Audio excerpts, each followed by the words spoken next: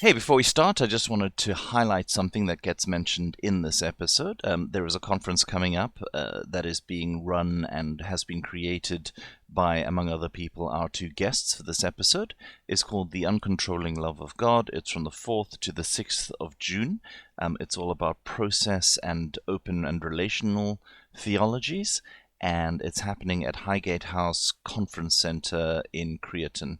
And it's about £270 and some change, which is excellent value for the meals and the accommodation and all the speakers and that kind of thing. So if you listen to this episode and you think, yeah man, these guys, they're my speed, then I think you should go and buy yourself a ticket. It's on the 4th of June. You still have time, so go do it. And without further ado, here is the episode.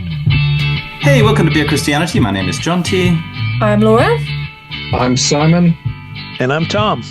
Simon and Tom, thank you so much for joining us. Do you want to give us each Simon, you've already been on the show, so listeners know you. Welcome back. It's more professional now. I have a microphone now. I can only imagine how unprofessional it was then. To be clear to Tom, I was able to speak before. I have just upgraded my mic. I did have a voice. I was not silenced. She was not silenced. Yeah, that's true. But do you guys want to just give the listeners a bit of a short potted bio as to who you are and what you do? Simon, you go. Sure. Okay. Yeah. So hi, I'm Simon.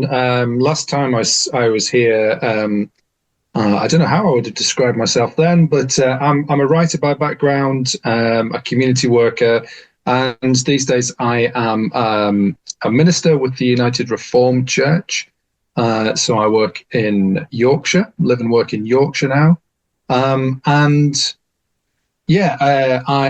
I dabble in lots of different things, and have a particular interest in open and relational theologies, particularly process theology, and that's how I first met Tom, who's with us tonight.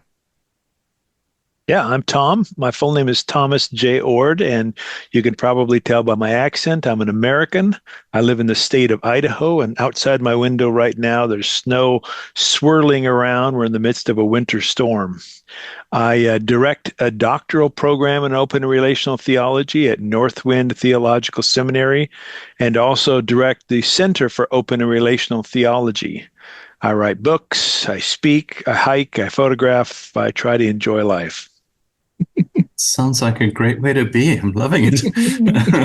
Simon, also, you have written a piece for issue 2 of Shibboleth magazine, which is obviously, you're hiding your greatest achievement, obviously, under a bushel. Well, I thought that would probably be the highlight of the conversation. I didn't want to go too early on that. I'm okay with peeking now.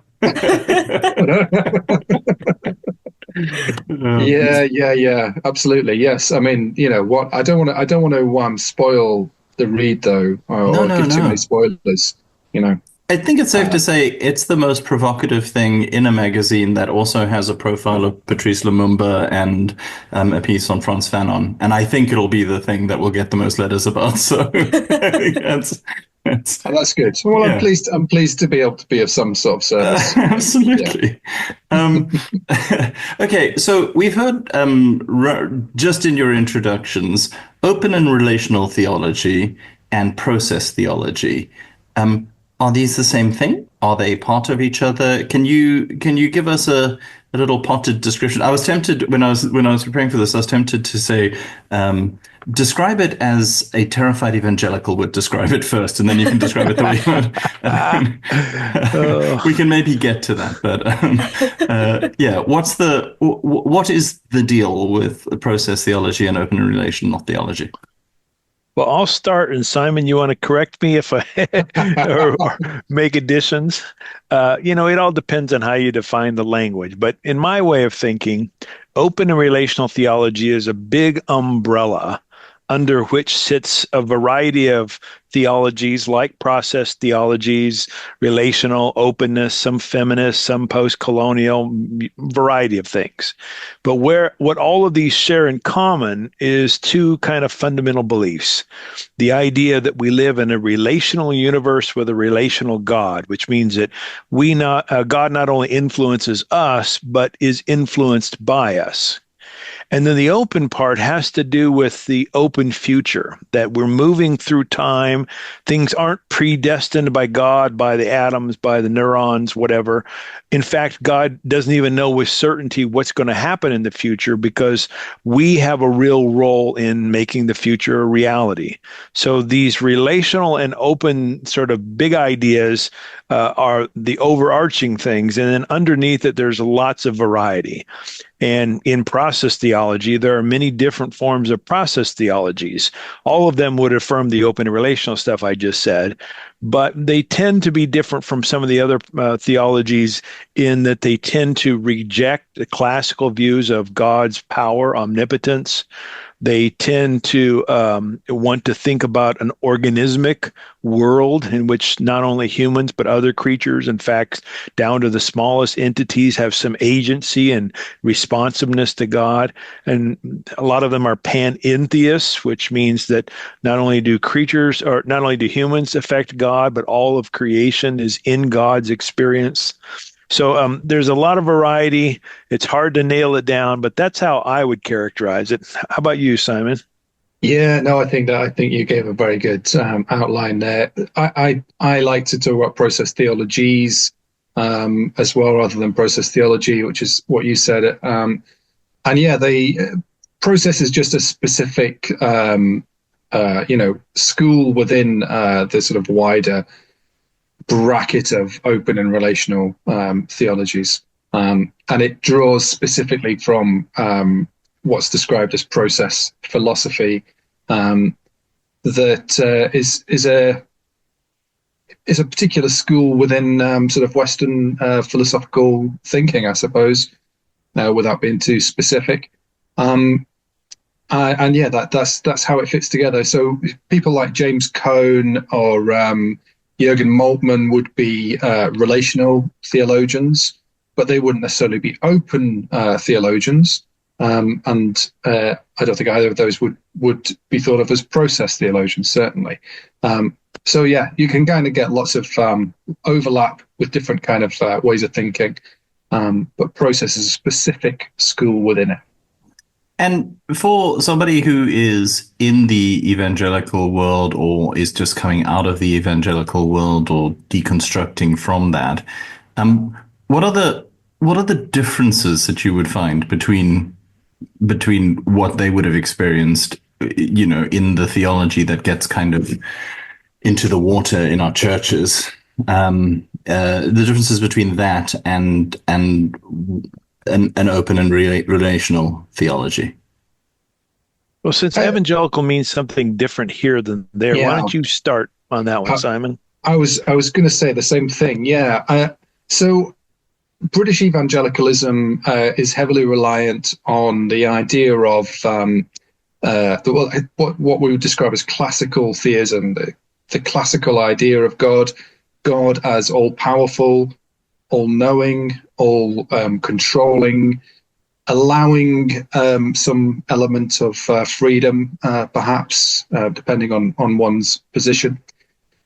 And that move away from classical thinking, I think, is the key distinction that would be the most obvious thing for somebody who comes from British evangelicalism. That would be the thing that would strike them first of all. There is obviously across, certainly in process theology and in various types of open and relational theologies, there is very much a kind of an inheritance from the sort of the liberal move, the 19th century liberal move. So that in itself was sort of set up against evangelicalism. And so, yeah, you've got quite a clear distinction there as well in terms of how you treat ideas about the Bible or, all kinds of doctrinal issues, effectively. But yeah, it's the classical theism which is the big distinction, I think. What would you say in American terms then, Tom?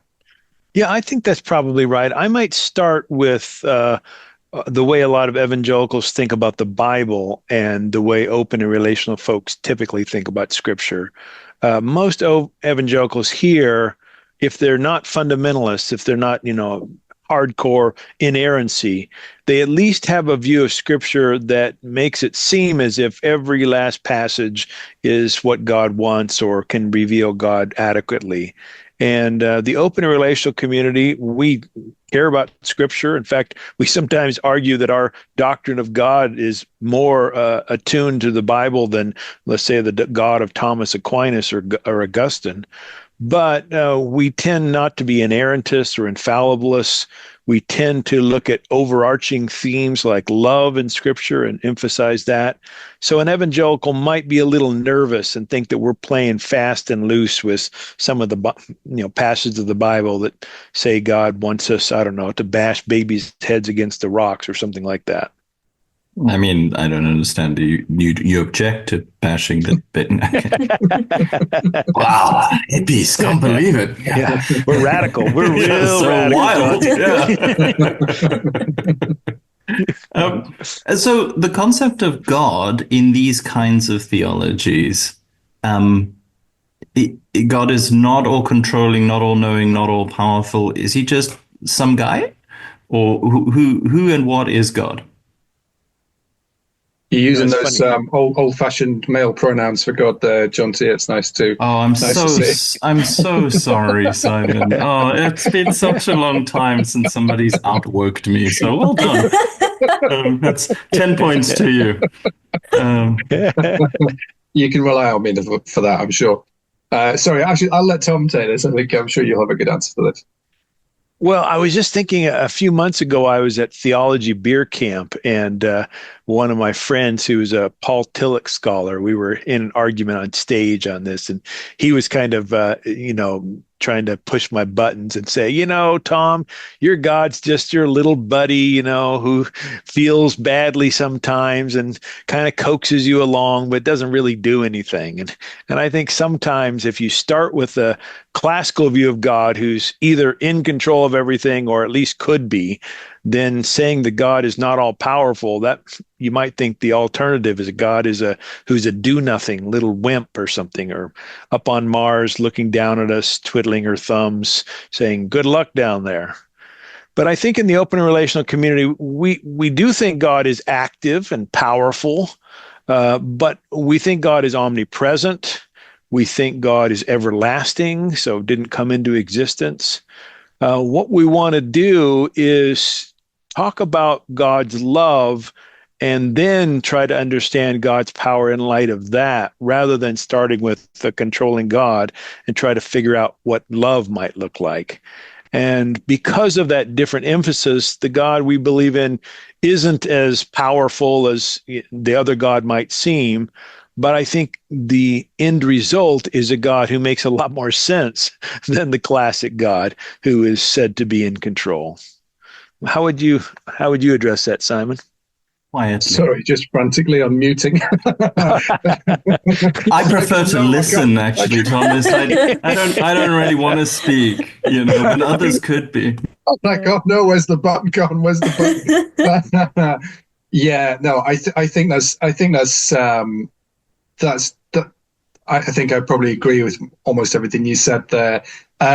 It is still a theistic idea. It's there is this genuine sense of an involved God, not as kind of detached,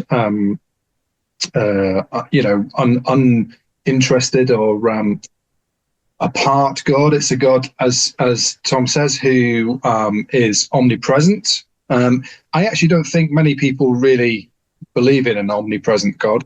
I think a lot of people think that God is kind of some places and not others. And so I think open and relational theists are more into omnipresence than sort of classical people who are influenced by classical thinking. Not done it. I've not done an exhaustive survey of that, though, so I could be wrong. But that's my intuition. And yeah, it's a sense that the God who is love cannot control. It's antithetical to the idea of God. So God is traveling with us, and there's. I think it was Sartre who said what was it? We're condemned to freedom, or something of that sort. It's a frightening prospect to think that we are genuinely free to be able to do whatever we want. But when sort of observation of the world, beyond the idea of being determined by our circumstances and biology and all of those sorts of things, that sense that actually God is not going to strike you with a thunderbolt to stop you from doing that terrible thing you're about to do. And that's the reality that we experience, right? Terrible things are happening all the time. People are doing dreadful things, and God is not stopping those things from happening. And Tom's very, very good at sort of unpacking some of the kind of logical fallacies around that kind of thought as well. Where do we delimit the idea of what God can do? Because I think, and I think Tom and I would agree on this, everybody actually puts limits on the idea of what God can do. Yeah. So I it's a long time since I heard what the question was, Jonty. So I think I'm talking about something entirely different probably by now. But yeah, that's kind of where we're going with the idea of God, and God very much beyond that classical idea of the man in the sky, the kind of the William Blake demiurge type figure, the Ancient of Days or whatever. That should be anathema to all of us, in my view, but it apparently isn't. Extraordinarily. Yeah, I'll stop. I'll go back to whatever it was you were asking, which was a long time ago. You're all good. This is a podcast. We're all meant to be talking. You're all good. You're serving your purpose. I'm just interested in that. Like Tom, you kind of said about the kind of everlasting, but not the kind of the rest of it. What's the basis of that? Could you, I don't want to say accused, but could you be accused of kind of cherry picking the elements of God in that aspect of like, why do you have the everlasting and the omnipresent but not the control? Yeah, not only should I be accused of that, I will accept that accusation as correct.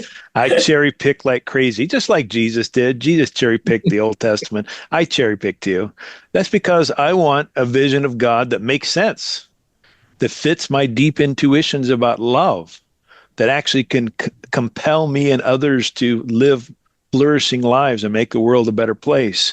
So if there's an idea about God, even if it's a long-held idea with the great church theologians of the past that I think sucks, then I'm going to set it aside.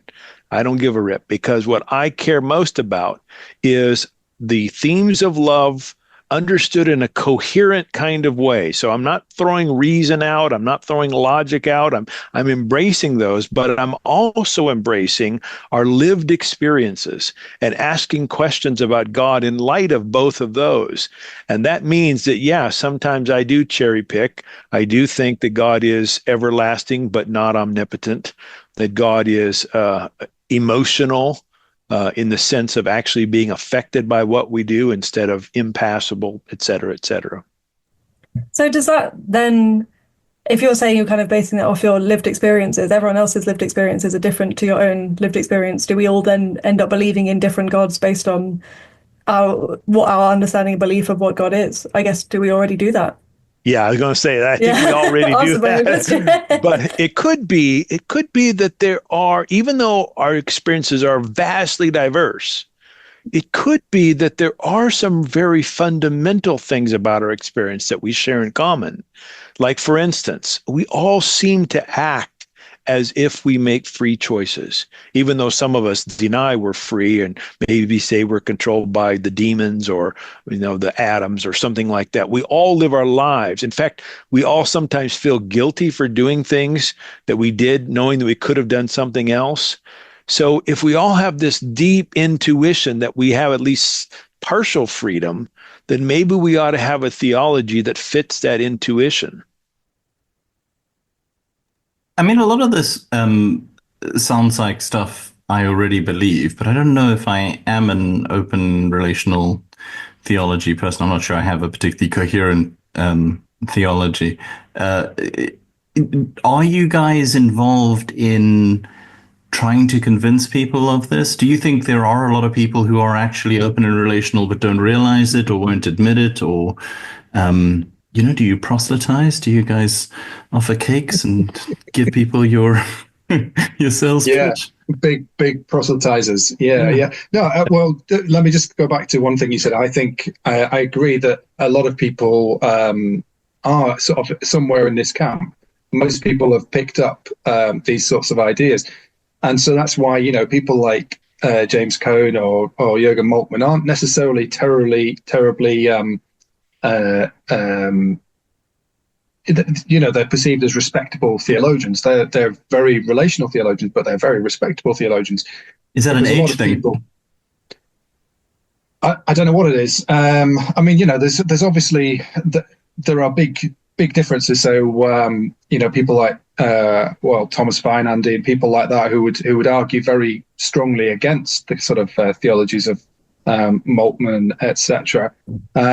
So there is that discussion, but I think by and large most people would say yes. God does feel emotion. God is affected by us, and depending how you read the Bible, and as anybody who reads Shibboleth magazine out now would be able to say, I read it from a kind of technically a liberal perspective. So I see lots of different kind of experiences and perspectives coming through on God in the Bible, but the Bible talks about the idea of God changing God's mind, or those kind of things come through. I'm not inclined to sort of proof text, because that's the old days, right? We don't. Yeah. But you can if you wanted to do that, you could do it. You could definitely do it from quite easily. So yeah, I don't think those aspects of it necessarily are all that controversial. The more controversial idea is this sense that God is not all powerful. That's a tough one for people to swallow. And Tom's done some really good work in that, and as have others. But that's a really important thing to get your head around, because it changes your view of everything if you start to move beyond that idea. That's so true. And is that a response to the problem of pain and evil, or primarily, or does it come from something else? Yeah, it solves a number of issues, but the problem of evil is probably the biggest one. It solves the issues for people who, were raised believing the Bible has no errors, and then found out that it does, and then ask, okay, well, then why did God give it to us like this? Does God have the kind of power to make sure we have a text without error and yet allowed them? Well, that doesn't seem very wise. If God really thinks that the message of the scriptures is provide salvation, it helps us understand climate change issues. Why doesn't God stop the climate change problems if God really cares about us, and so on and so forth. But I want to go back, Jonty, to your comment earlier where you said, it sounds kind of like this is what I already believe. I hear that over and over and over. I spoke at Greenbelt last summer, and people came up to me afterwards and said, what you say is kind of what I've already been thinking.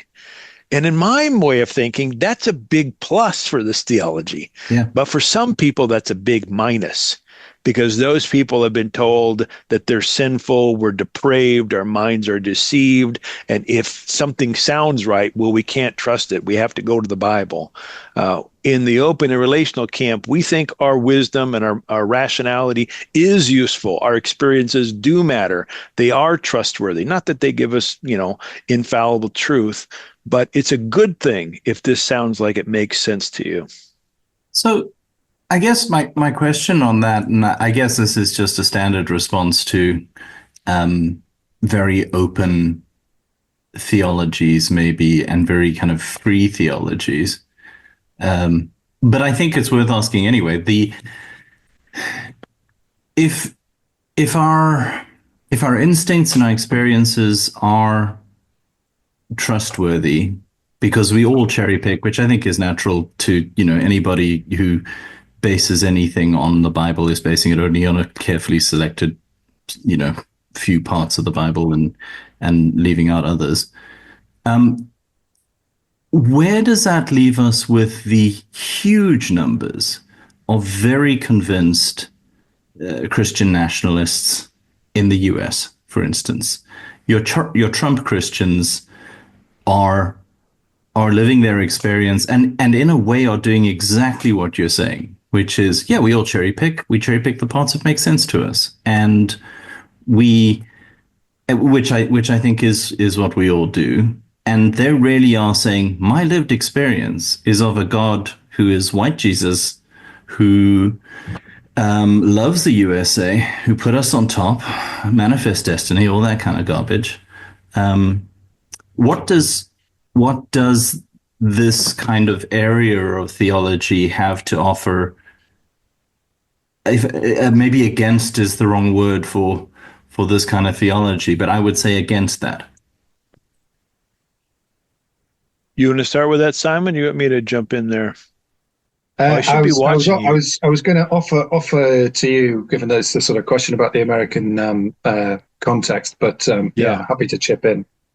I think it's a really important question, and I want to begin by saying it's not just open and relational theology that has to deal with this issue, because even if you have an inerrantist Bible, or you believe the Bible is inerrant, but you think something is wrong with Christian nationalism, you got to figure out how do you deal with these people. And I'm a communist, so we have an answer. Yeah. I think fundamentally it comes down to the questions of how we understand love, and whether or not love is the kind of persuasive, if love is a listening, if love is non-controlling.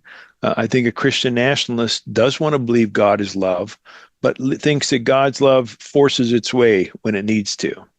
And that creates huge problems. So there's a fundamental difference of understanding there.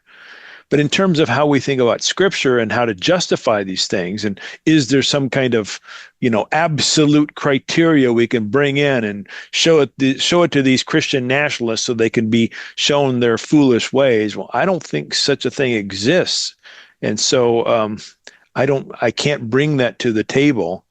I do think, however, that generally speaking, I'm talking in generalities now, the ways of force, imposition, power, overpowering, control lead to disaster, Argument? lead to harm.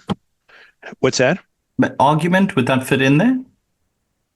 Lead to argument? No, as in argument as part of force and imposition, like arguing with these people. Oh, I think you can, it doesn't usually work to argue with them, no. But I think, but I do, what I'm trying to get at is that there's a certain kind of fruit to a lived life that I think the fruits of love are far more, lead to far more flourishing. There's a bunch of research that's out in the cognitive science area related to how we think about authority versus nurturing parenting. And the notion is basically that if you think good parenting is authoritative, you're likely to have an authoritative God. If you think that good parenting is nurturant, then you're likely to think of God as nurturant. But if you look at the studies done on the consequences of those two beliefs, all the social sciences point to more positive things coming out in terms of individual well-being and communal well-being if you have a nurturant parenting style rather than an authoritarian. So that would be one of the arguments I would try to bring to a Christian nationalist. I would agree that it's not worth arguing with those guys particularly, and I'm happy to say that's not really part of my world or experience at the moment. But I feel like there's something that we need to sort of touch on about truth in all of this, because a lot of this lot of these power struggles are couched in the language of truth, whether it's this whose truth is true, etc., etc. I think that there's a difficulty with the concept of absolute truth, because it does require perspective. So as much as it makes me uncomfortable to say it, I think I need to hear the people who are saying the things that I really disagree with, because in some way, and it's not a comfortable thing for me to say. In some way, they've got something to tell me that I need to hear. They've got some perspective that I need to try and recognize. Because it's only by bringing together all of the perspectives that we can ever start to see the full thing. Every perspective is distorted to some degree. But you fully believe that we should be listening to Nazis about their Nazi beliefs? I think we should be listening to people about their experiences. Yeah, but when we're talking about beliefs, I mean. Well, where do the beliefs come from? You see, that's the question. That's what I would want to talk to people. So one of the things I have done a lot in my work is worked with a lot of people who have problems with violence or problems with anger or whatever. And some of those people, I guess, if they were able to articulate a political position, would probably position themselves in the kind of the far right wing. Most of those people aren't probably able to articulate a political position.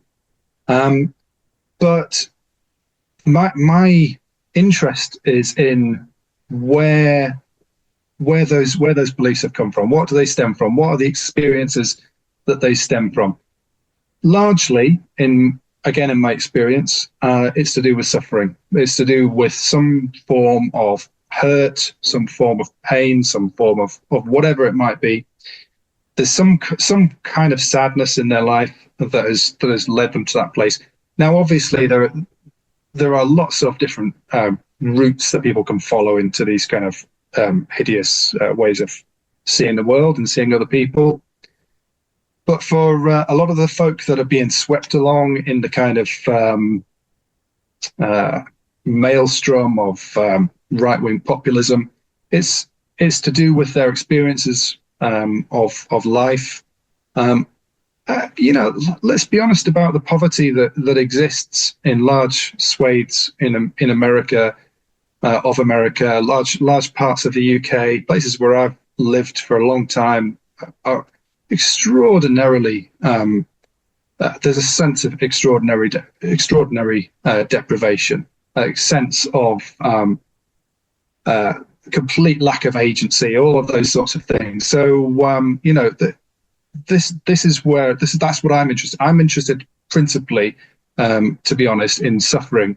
That's my kind of that's where I put most of my attention, because I think that's what leads to these sorts of feelings, and sometimes it leads to people grasping for the comfort of an idea that God is in control.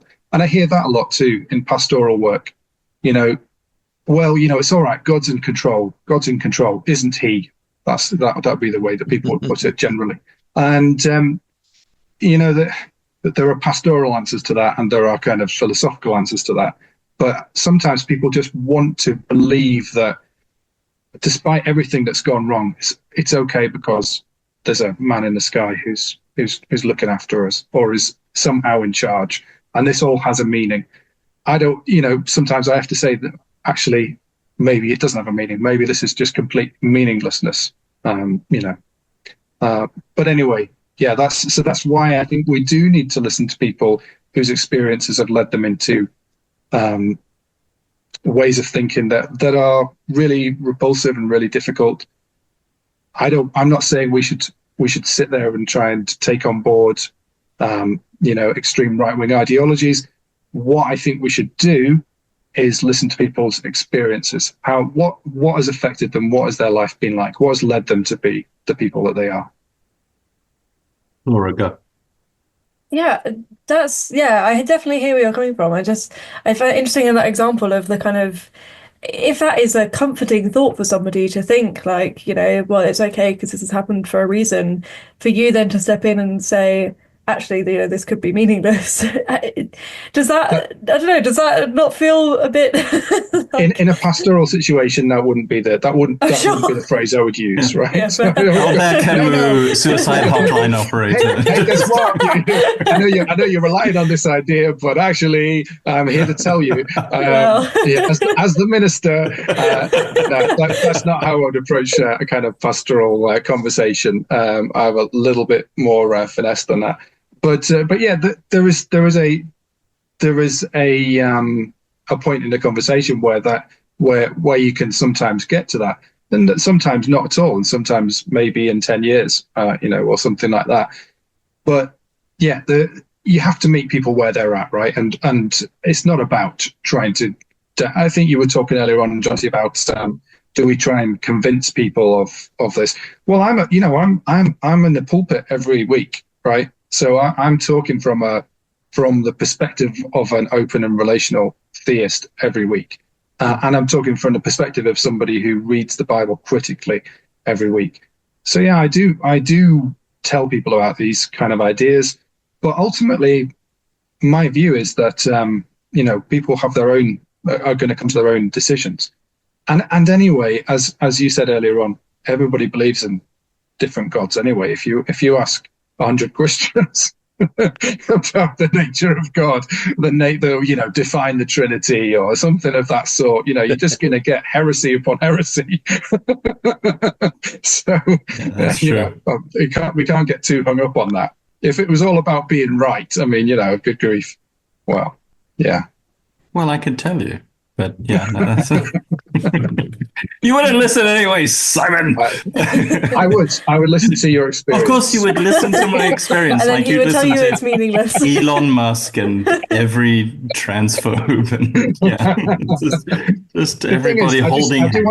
I do want to say that I acknowledge that I speak from a place of privilege, right? So. I'm from a working class background, but other than that, I'm well educated, I'm white, I'm cisgender, I'm male, and all of that kind of stuff. Handsome as fuck. Extraordinarily handsome, all of that sort of stuff. Yeah. But yeah, no. So it's a lot easier for me to say this, but it is also genuinely my experience of working in very difficult and deprived communities and places. That is how I've worked through my career, by trying to get alongside people, and even when I really don't share their ways of thinking. Thomas, what do you think on this? I've been hassling Simon for a while. I'm a little more evangelistic than probably Simon is. I still have this bone in me that says, the world has some real problems. People are suffering.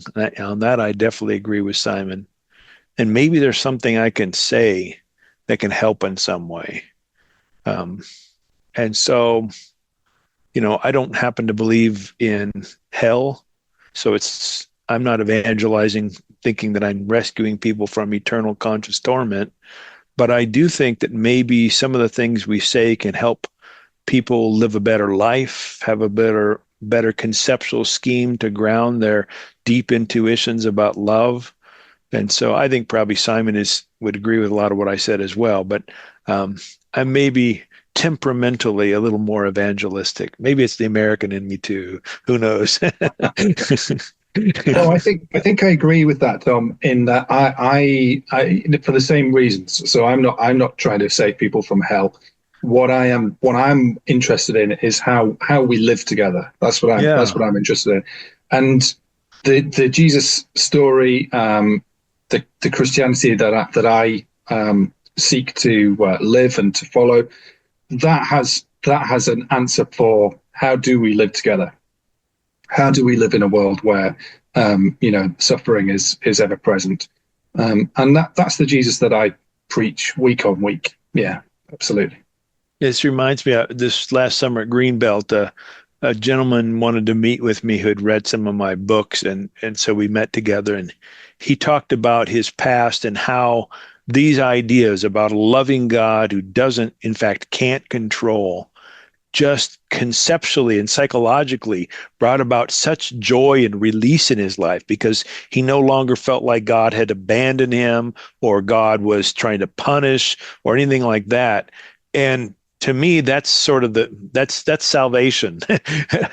and if open and relational theology and the ideas related to it can provide that for people, I really do think it makes the world a better place.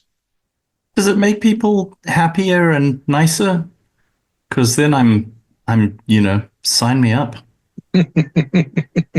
I think generally, if I had to pick, if I took 100 open and relational folks at random and 100 Southern Baptists at random, I think I got a better chance at finding nicer people in the open and relational camp. Is it because they all live in Idaho? Because, No, not many do. Oh, that's a damn shame. No, I mean, sorry. Yeah. Yeah, go ahead, Simon. I was just going to say something about, there is perhaps an element of self-selection about this. If you are somebody who is inclined to towards kind of thinking that control is important, that strict parenting is important, all those kind of things, you're not likely to embrace an open and relational theology. You're also possibly not going to be quite as fun or as laid back a personality. I don't know. Maybe that's not true. Again, I've not done the research, but I suspect there's an element of you drift towards the sort of ideology that meets you where you're at or where you're coming from. I think that's probably the reality of it all. That sounds genuinely true in politics and theology and most things. It ends up suiting one's personality. Speaking of things suiting our personalities, as a champagne socialist, I think it's only right to ask what people are drinking. So I don't know if you guys have drinks with you at all. Laura, what are you on tonight? Oh, okay. I have a Christmas cider that I believe my friend Becky gave me for Christmas, and I'm hoping it is, because if it wasn't, it was you, Jonty. So, but I am pretty sure it came from my friend Becky, and it's delicious. It's got festive spices in it, and it's lovely. And I'm normally like quite a straight-laced cider drinker. I am not about extra flavor in there, but this is lovely. So, cheers. Sounds delightful. Simon, what you drinking? Well, I've got this TF2 cycle oil here. I'll be honest, I thought that was super glue when you were holding it up. It's on purpose. It's durable, it reduces friction, and improves performance. So and it makes you less squeaky on the way to Oz. That's great. That's awesome. Yeah, no. So I think I must have said this last time, Jonty, and disappointed you then. I'm a teetotaler, have been for a long time, well, always, in fact. And tonight I've been drinking soda water. Sorry, soda water is so great, though, to be fair. Yeah, it is, isn't it? It's good, yeah. The spicy of the water. I love it. I hate drinking water without bubbles in it. I have been brewing ginger beer recently, homemade ginger beer. Like, you make a ginger bug and then you ferment the... Yeah, so I've been doing that. Nice. I think that is mildly alcoholic. Mild, very, very mild. Yeah. Has it got that burny kind of, hot? It's very gingery, It's very gingery. Yeah, so I've been brewing that, and kombucha. I make kombucha too, but I'm not drinking either. Of course you do. Of course I do. I do all of the always on brand. Never knowingly not on brand. Yeah, that's it. Thomas, what are you drinking? I am drinking a Gatorade Zero sugar lemon lime. Nice. I like it because of the electrolytes and stuff. And but I'm a typical American. I don't like bubbles in my water, so I'm sorry. I'm with you there. Are you? No, okay, good. That's the You're more English, I think, normal. actually. Yeah. Oh, really? Oh, okay. I thought the English had okay. Yeah. So just a little Gatorade today. I love the idea of being able to get an electrolyte heavy drink that isn't laden with sugar. 'Cause Yes, it's just so exactly. nice. Is Love that. Powerade laden with I sugar? don't know. I'm in South Africa, and I think everything Oh, has sugar in it. It's just well, I'm in yeah. small town South Africa, so it's not like you have a lot of choices, and it's everything is half a cup of sugar per mouthful. So it's kind of, yeah, it's pretty heavy. Okay, What are that you sounds drinking, lovely. Jonty? I am drinking J.C. LaRue Sauvignon Blanc, which is a Lovely. bubbly Sauvignon Blanc. It's very nice, and I'm in the land of cheap wine, so good Get it while cheap you wine. can. It's delightful. It's really good. So you guys are organizing a conference that's coming up soon that people can go and attend. And do you want to tell us about that? Where it is, how people can sign up, like what it's going to cost them, who the speakers are. What's the vibe? What's the theme? I mean, I thought that this is where we were going to start. I've been waiting to talk about this the whole time. Yeah, I didn't know realize you've had we had that. to do all the other stuff. You You've have been been talking drumming a your lot, fingers Simon. on the table, going like, Could have brought it up at any sake. point. This keeps is a on really texting long me saying, preamble. "Get to it." We are. We're doing a 3-day conference down in Northamptonshire in June the 4th to the 5th. It's at I've just forgotten the name of the place. Okay, it's going to come back to me in a moment when I remember what the name of the place is. And we're getting folks together. It's across 3 days, if you like, and we're gonna have a bunch of different folk there. It's really, I want to say first of all that it's part of the thing of it is the format. So, and this is Tom's idea, so I'm not taking credit for this, but I think this is a really important part of what we're doing. We're not having speakers who are going to just sort of download their knowledge onto everybody. We're going to engage people in conversation, so that maybe two people, for instance, having a discussion about a particular topic, and then that would open up to a bigger conversation with the people in the room, and we'll have some sort of there'll be one or two skilled facilitators there as well to kind of open things up. Tom, did you, while I was filling there, did you look to see what the name of the place sure did. is? It's at Highgate House Conference Center. Highgate House Conference Center. Yeah. I wanted to say the other high place, which is not where it's at. So Highgate House is the place. Don't go any other. Don't go to the high place. Yeah. Highgate House. Yeah. So and Tom, do you want to talk about who's going to be there? Yeah, well, we're waiting. We have some invitations still out, but the ones that we've confirmed to date are, in addition to Simon and me, Emma Pavey, Doral Hayes, Benda, who I can't pronounce his full name. Can you pronounce that, Simon? Benda's name? I can't pronounce Benda's name. No. Yeah. Sorry. I probably could, but I'd come across as somebody who's ignorant. I think it's a Congolese name. Yeah.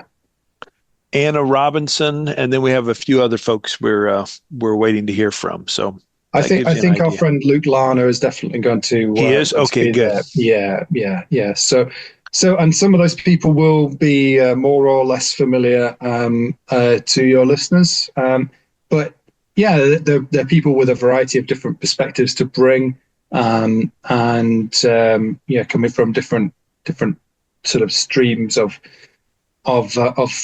open and relational thinking within the UK. So Luke, for instance, is an Anglican priest, and he's a particular interest in issues to do with class, and also the idea of the Spirit of God. But he comes from a kind of a process informed way of thinking.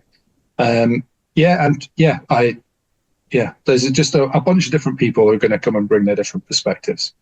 And if people are Googling or DuckDuckGoing or whatever it is that they use, what is the name of the conference again? It's called The Uncontrolling Love of God. The Uncontrolling Love of God. It's a good name for a book, that, Tom. Do you think? I think so.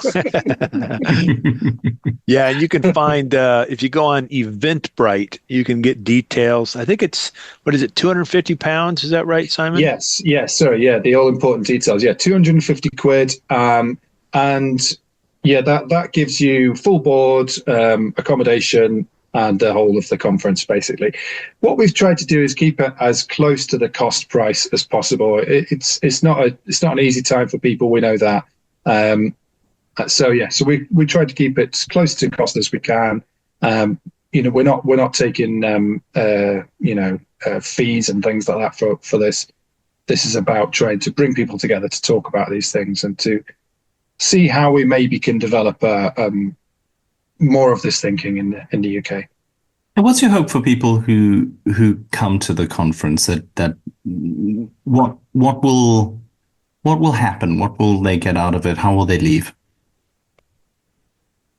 I think for me, it's about gaining a sense that that a person is a part of a bigger community of like-minded people. I know quite a few people in the UK who are open and relational thinkers, but when I talk to them, they think they're the only ones or the only one or two.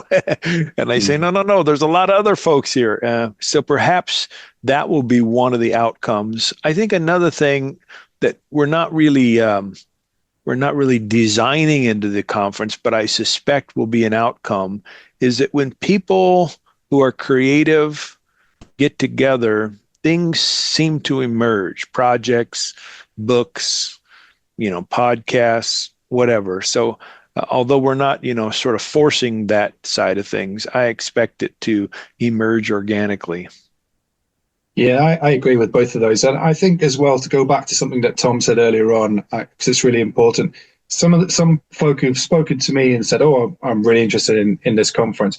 The reason that they've said, oh, I'm really interested in this, is they say things like, I think this might help me have some language around what it is that I believe. This might actually help me articulate the way I'm thinking now, because I know some of the things that I don't think, but I can't quite put the language around what it is, how I understand God now.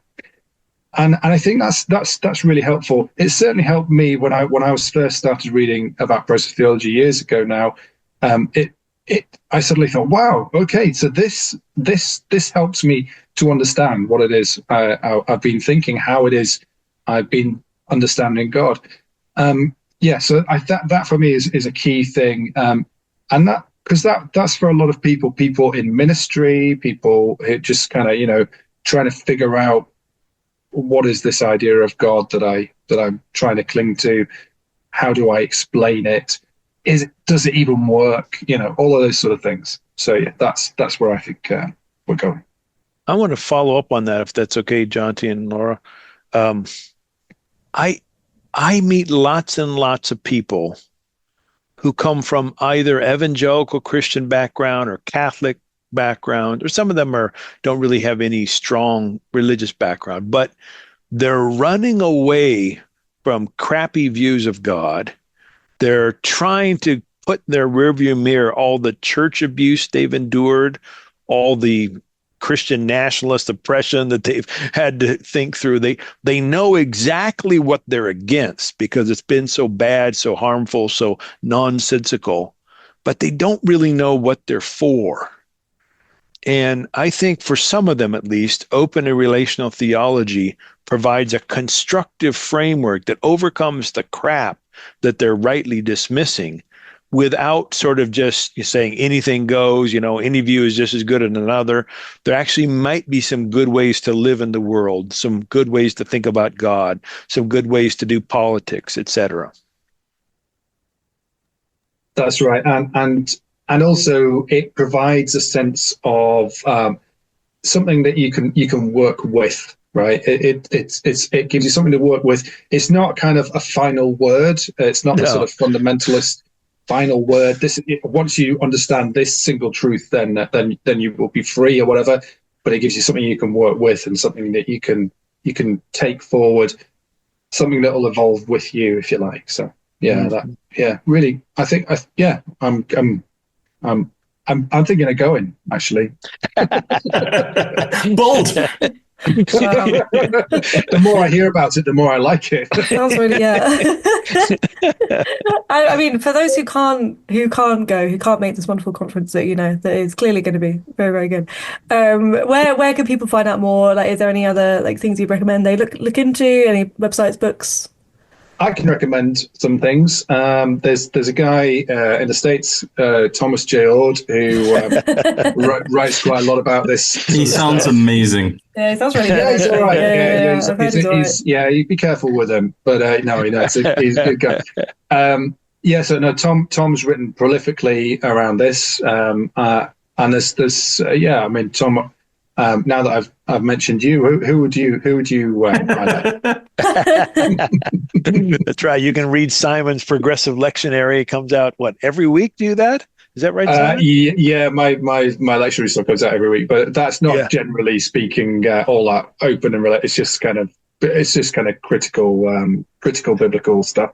You don't need to promote me. I just love the idea of Thomas going, no one springs to mind.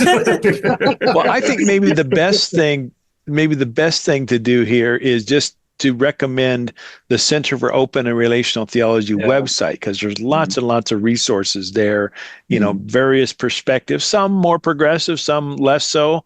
But that website address is the letter C, the number 4, and then ORT.com, C4Ort.com. Yeah, and of course in the UK, the Progressive Christianity Network has some is do some work in this.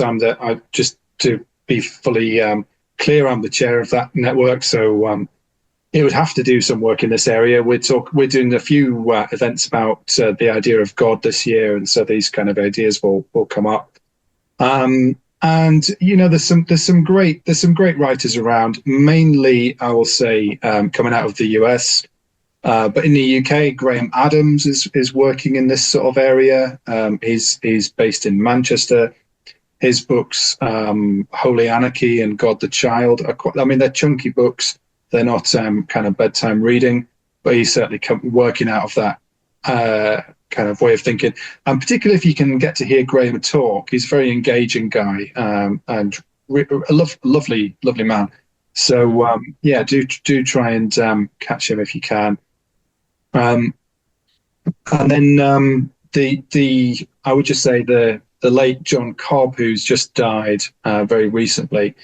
His books are very readable. I mean, he's more prolific than you, Tom, I think, but he did live to almost 100. So you've got a bit of catching up time to come. And yeah, his work in process theology or theologies is really, really worth reading. That helped me a lot when I was starting to understand process theology. Yeah, for people who are really, really nerdy, they could read some Alfred North Whitehead. He's a process philosopher or philosopher of organism, if you prefer. But you have to be really kind of into your philosophy if you want to do that. And if you do, give me a call because I'd love to chat. Nice. And final reminder, what's the web address people can find the conference?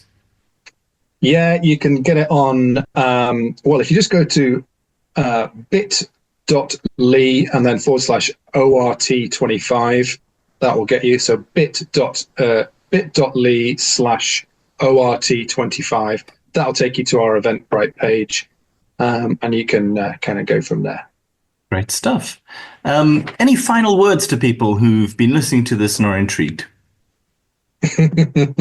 Come along. Don't be put off by my